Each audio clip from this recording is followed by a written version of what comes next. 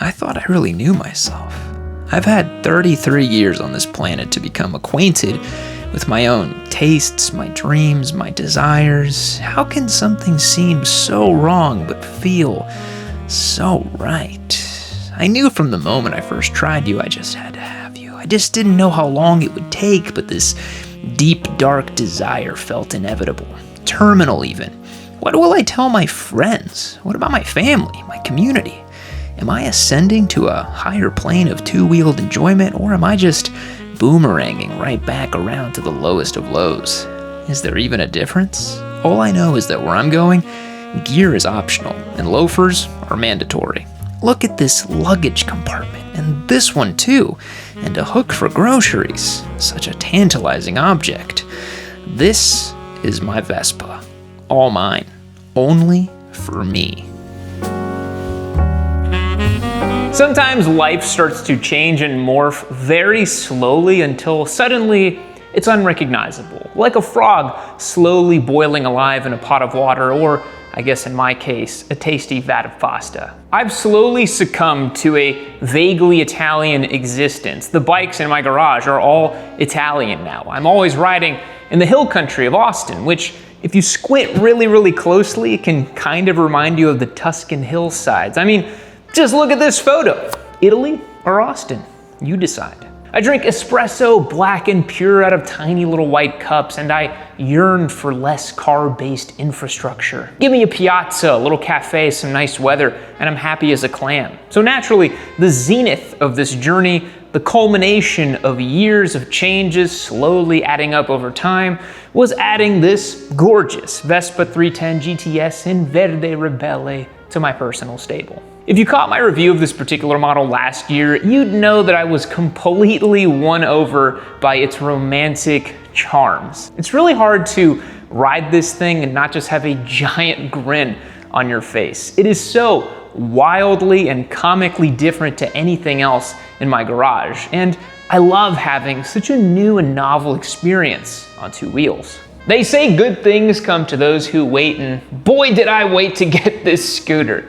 I reviewed that blue GTS last year, and I put it in the back of my mind that maybe someday I'd want to own one because I really liked it. Then the Piaggio group reached out earlier this year, and with the help of AF1 Racing in Austin, they facilitated getting me this scooter. So I have to extend a huge thank you to Piaggio and AF1 for hooking it up with this Vespa. It is much appreciated, and it will be put to good use. It's already slowly replacing my truck for everyday errands, and I could not be happier about that. So what is this video all about, Yam? Are you just gonna wax poetic about the Vespa and drone on and on about how all motorcyclists should own an adorable little scooter like this because it's practical, gets you chicks, and turns you into a Giga Chad?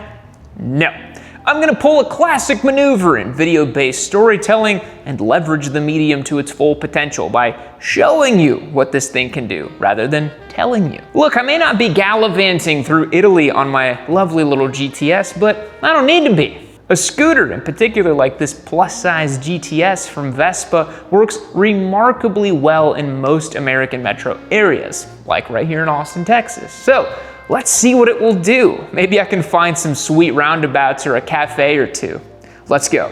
I think one of my favorite things about riding a scooter is that it kind of gives you this false sense of confidence, you know, like I'm here in my damn loafers, just chilling, and it's fun. It's low stakes. I can just jump on this thing and have a really fun time and just enjoy it.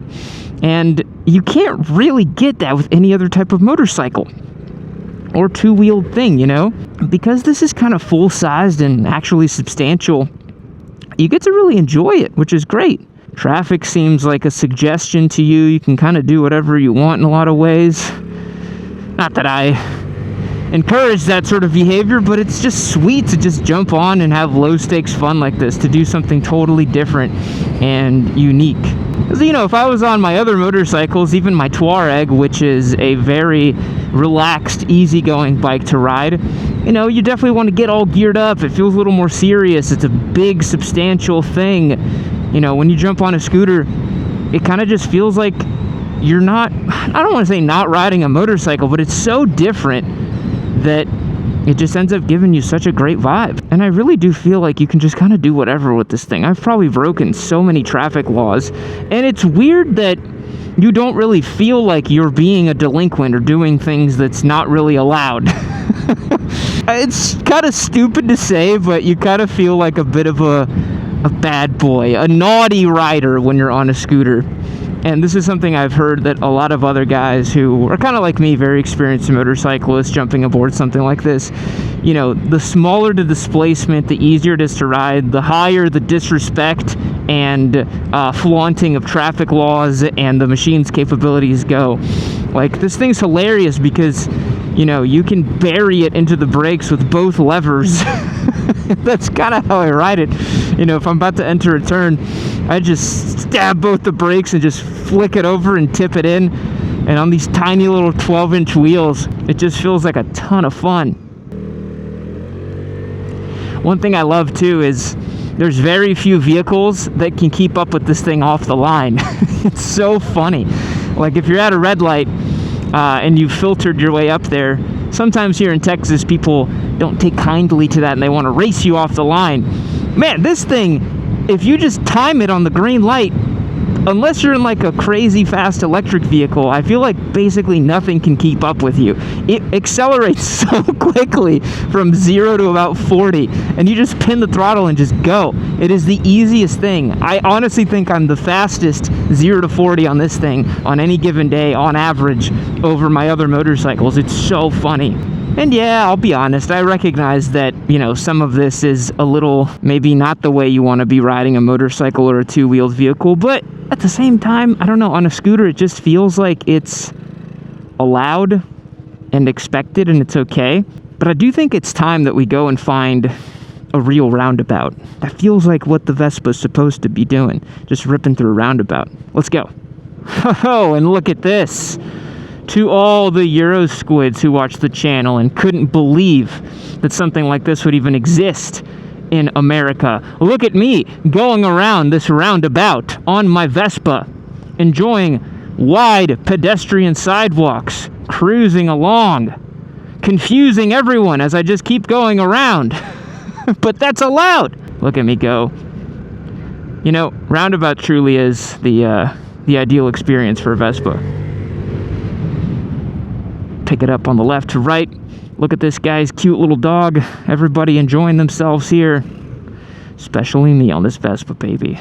One thing I love about this thing, and I think it adds to the low stakes nature of it, is you can cruise at 2 miles an hour, 0 miles an hour, no issue with this thing. It's so well designed for extremely slow speed maneuvers because the engine's directly under your butt and very low in the chassis. The way it's set up is it feels extremely easy to just balance both front and rear brake independently, not worry about a clutch, and the roll-on is so nice. I mean, you can cruise so slowly with this thing. Yeah, I'll come to a complete stop, no foot down. I mean, it's crazy. Like, it's so easy to just never put your foot down, and it has a crazy wide steering sweep, so any super tight maneuvers you want to do, like if I want to bank a U-turn right now, I'm like, oh, okay, I'll just do that. It is the easiest thing in the world to ride, and for tighter urban environments like this, semi-urban environments, it really can't be beat. Like, no motorcycle comes close to this thing if you want to just cruise and run some errands and you're in tight spaces. Like, it's so easy. Just chill, man. You just keep your loafers up. Don't need to put the loafers down. Don't want to scuff up the loafs, boys. Come on. It's such a fun experience. I love riding this thing. How do I explain to people that I love riding it? Oh my god. But I really do. It's so much fun. I like never want to not ride it. Like, anytime I have to go run an errand or do anything, it's just like, yep, I'm gonna take the scooter. Why would I not take the scooter? Oh, and you thought it was just the one roundabout? Hell no, baby. Hell no. I got another one for you right here. Look at that. Try not to get myself killed because nobody really knows how to use a roundabout in Texas. I'll be totally honest. Look at this. Look at this. Look at this. Going for it. Look at that. But it's all good. I can point this scooter anywhere I want. I have ultimate precision. Not a lot of suspension travel, so watch the bumps. But I'm loving life, man. So much fun. So I've mentioned this before on the channel, but I am proudly Brazilian American. I'm a first generation immigrant to the States and I speak fluent Portuguese, but that doesn't really tell you the whole story, and it's kind of my little connection with the Vespa, because saying you're Brazilian is like saying you're American. It could really mean anything. So most of my family immigrated to São Paulo from mainland Europe in the mid to late 1800s. Half of my family is all straight from Italy.